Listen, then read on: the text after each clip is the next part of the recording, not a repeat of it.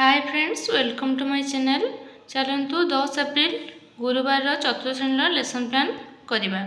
तो पीरियड प्रथम समय है 6:45 रु 7:30। प्रसंग कौन ना टिकी टेकी। मुख्य धारणा कौन कविता आवृत्ति, अपरिचित शब्दर अर्थ, विषयवस्तु आधारित प्रश्न। येलो कोड कौन रहा ना OD 402 OD 408। प्रत्याशित फलाफल कौन रहा ना पिला माने शिक्षकों सह कविता आवृत्ति करेंगे, अपरिचित शब्दर अर्थ जानवे, विषयवस्तु आधारित प्रश्नर उत्तर कहे।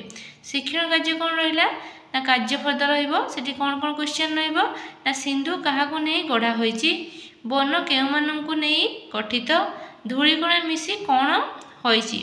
शिक्षण सामग्री कौन ना विभिन्न प्रकार चित्र। तापर आसला द्वितीय पीरियड समय 7:30 रु 8:15। प्रसंग कौन रहा ना रेखाखंडर दैर्घ्य मापिबा। मुख्य धारणा कौन रेखाखंडर धारणा।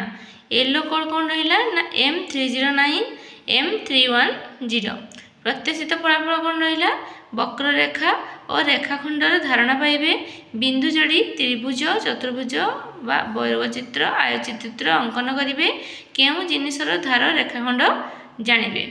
तापर शिक्षण कार्य कौन रहा केउ जिनिसर धार रेखाखंड तार उदाहरण देवे, बिंदु जोड़ी त्रिभुज वर्गक्षेत्र आयतक्षेत्र अंकन करेंगे। शिक्षण सामग्री कौन रहा ना बही, पोस्टकार्ड, खाता, टेबुल।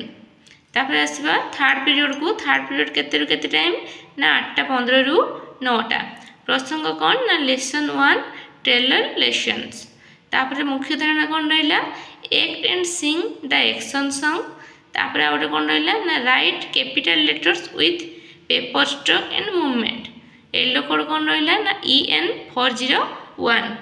तापर प्रत्याशित फलाफल कौन रहा sing the action song and act with teacher, write the letters with proper stroke and movement.